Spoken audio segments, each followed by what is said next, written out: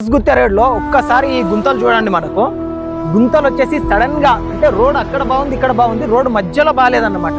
Sudden గా అక్కడ 4-వీలర్ vehicle వస్తా ఉంటే ఇక్కడ 2-వీలర్ వస్తా ఉంటే ఎల్ఈడి లైట్లకు వాళ్ళకి కనిపించాయా. ఈ గుంతలో పడి ఎంతో మంది కాలు చెయ్యి ఫ్రాక్చర్ అయిన వాళ్ళు ఉన్నారు. వాళ్ళు హాస్పిటల్ బిల్లు కూడా కట్టిన స్టేజ్ లో చాలా మంది పేద ప్రజలు ఉన్నారు అని చెప్పేసి ప్రజలందరూ చెప్తా ఉన్నారు. ఎందుకంటే ఈ చిన్న ఫ్రాక్చర్స్ అనేవి మనకు తెలియదు, దీనివల్ల ఎక్కువ ఎఫెక్ట్ పడుతుంది ప్రజలకు.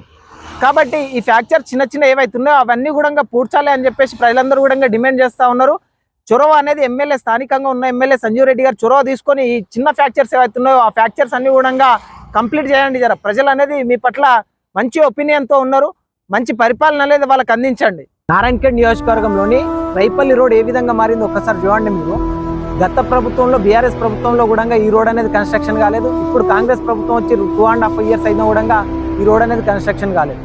ప్రజలు అనేది తీవ్ర అసంతృప్తిగా ఉన్నారు ప్రజలందరూ కూడా ఈ ప్రభుత్వం వల్ల. ఎందుకంటే ఒక్కొక్కటి మోకాళ్ళ లోతు గుంతలు పడ్డాయి, అయినా కూడా పట్టించుకొని ప్రభుత్వం. ఎందుకంటే గతంలో ప్రభుత్వం కూడా తట్టెడు మట్టి పోయలేదు అని చెప్పేసి డాక్టర్ పట్లోల సంజీవ్ రెడ్డి గారు చెప్పారు.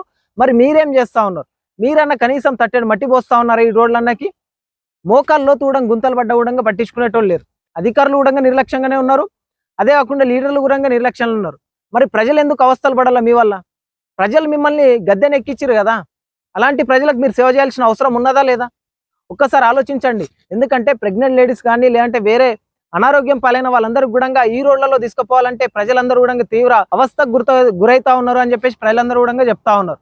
మరి వీలైనంత తొందరగా ఈ రోడ్స్ అన్ని కూడా ఏవైతున్నాయో అవన్నీ కూడా కన్స్ట్రక్షన్ చేయాలి అని చెప్పేసి స్థానికంగా ఉన్న ప్రజలందరూ కూడా చెప్తా ఉన్నారు. నారాయణఖేడ్ నియోజకవర్గంలోని బార్డర్ మావినెల్లి విలేజ్ దగ్గర ఉన్నాం మనము. ఈ విలేజ్కి వెళ్ళే రోడ్ ఒక్కసారి చూడండి ఎంత దారుణంగా ఉందో. గతంలో మనకి కిష్టారెడ్డి గారు ఎమ్మెల్యేగా ఉన్నప్పుడు ఈ రోడ్ అనేది కన్స్ట్రక్షన్ చేసిరంట. తర్వాత బీఆర్ఎస్ పార్టీ అధికారంలోకి వచ్చింది. భూపాల్ రెడ్డి 7 సంవత్సరాలు పరిపాలించినప్పటికీ కూడా ఈ రోడ్ అనేది కన్స్ట్రక్షన్ కాలేదు. అదే విధంగా ఇప్పుడున్న కాంగ్రెస్ ఎమ్మెల్యే సంజీవ్ రెడ్డి గారు ఎమ్మెల్యేగా 2.5 సంవత్సరాలు అయినప్పటికీ కూడా ఈ రోడ్ అనేది కన్స్ట్రక్షన్ అయితలేదు అని చెప్పేసి గ్రామస్తులందరూ కూడా చెప్తా ఉన్నారు. అంటే అర్థం చేసుకోండి, 15 సంవత్సరాల నుంచి ప్రజలందరూ కూడా ఇదే రోడ్ మీద వెళ్ళుకుంటా ఎన్ని బాధలు పడుతున్నారో ఆలోచించండి. మరి ప్రజాపాలన అని చెప్పేసి ఇప్పుడున్న కాంగ్రెస్ ప్రభుత్వం అంటుంది కదా, మరి ప్రజాపాలన వచ్చిన తర్వాత కూడా ప్రజలు ఇదే విధంగా కష్టపడతా ఉన్నారు కదా. గత ప్రభుత్వంకు మీ ప్రభుత్వంకు తేడా ఏమున్నది? ఒక్కసారి ఆలోచించండి. నారాయణఖేడ్ నియోజకవర్గంలోని పగడ్పల్లి విలేజ్ కి ఒక్కసారి ఈ రోడ్ ఏ విధంగా ఉంది ఒక్కసారి చూడండి. 10 సంవత్సరాల ఈ రోడ్ అనేది కన్స్ట్రక్షన్ అయితలేదు అని చెప్పేసి గ్రామస్తులు అందరూ కూడా తెలియజేస్తా ఉన్నారు. 10 సంవత్సరాలు అంటే గతంలో బీఆర్ఎస్ పార్టీ రూలింగ్ లో ఉండే కదా ఇక్కడ. భూపాల్ రెడ్డి గారు మేము డెవలప్మెంట్ చేసినాము అని చెప్పేసి చెప్తా ఉన్నారు కదా. మరి ఈ రోడ్లన్నీ కూడా ఇదే విధంగా ఎందుకు ఉన్నాయి? ఎక్కడ డెవలప్మెంట్ చేసిర్రు?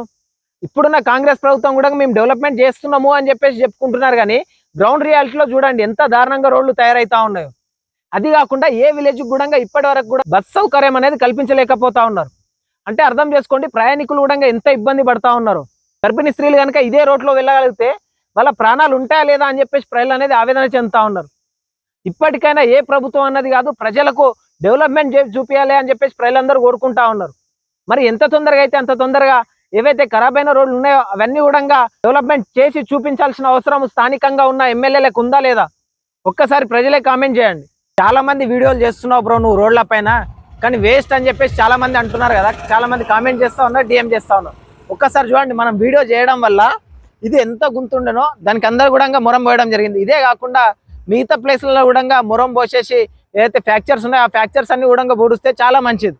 ఎందుకంటే ఎంతో మంది ప్రజలు యాక్సిడెంట్ల పాలై పైసలు ఖర్చు పెట్టుకుంటా ఉన్నారు. నారాయణఖేడ్ నియోజకవర్గం నాలుగిద్ద మండలంలోని మన కుట్టుపల్లి ఎనకపల్లి వెళ్లే రోడ్ ఇది. ఈ రోడ్ ఎంత ప్రమాదకరంగా మారిందో ఒకసారి చూడండి. ప్రభుత్వాలు మారుతున్నాయి కానీ రోడ్లు అయితే మారతలేవు అని చెప్పేసి ప్రజలందరూ కూడా ఆవేదన చెందుతా ఉన్నారు. నిజానికి మేము డెవలప్మెంట్ చేస్తాం ప్రజా పరిపాలన అని చెప్పేసి చెప్పుకుని వస్తున్న రేవంత్ రెడ్డి గారు ఒక్కసారి ఈ రోడ్ అనేది చూడండి. నారాయణఖేడ్ కాన్స్టిట్యున్సీ నాలుగిద్ద మండలం ముట్టుపల్లి ఎనకపల్లి రోడ్ చూడండి మీరు.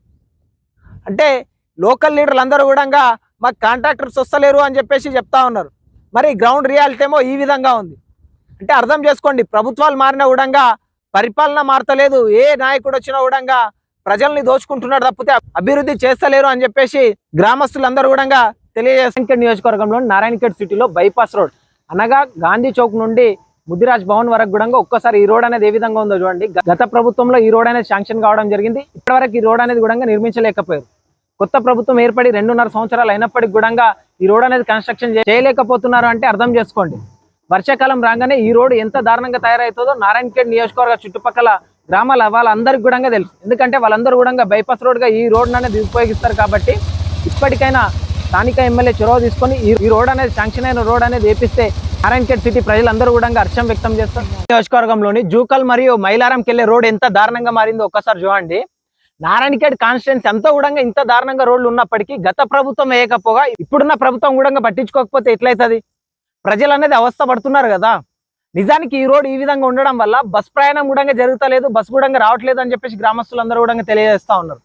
అదే కాకుండా 2 వీలర్స్ పైన ఆటో పైన వెళ్ళాలంటే చాలా ఇబ్బందికి గురైతా ఉన్నామని చెప్పేసి చెప్తా ఉన్నారు. అది కాకుండా హాస్పిటల్కి ఎవరైనా ఎమర్జెన్సీ తీసుకెళ్లాలన్నా కూడా తీసుకెళ్ళని స్టేజ్ లో ఈ రోడ్లన్నీ కూడా మారిపోయినాయని చెప్పేసి గ్రామస్తులు అందరూ కూడా తెలియజేస్తా ఉన్నారు. స్థానికంగా ఉన్న ఎమ్మెల్యే చొరవ తీసుకొని ఈ రోడ్లన్నీ కూడా కన్స్ట్రక్షన్ చేయాల్సిన అవసరం ఉన్నదా లేదా?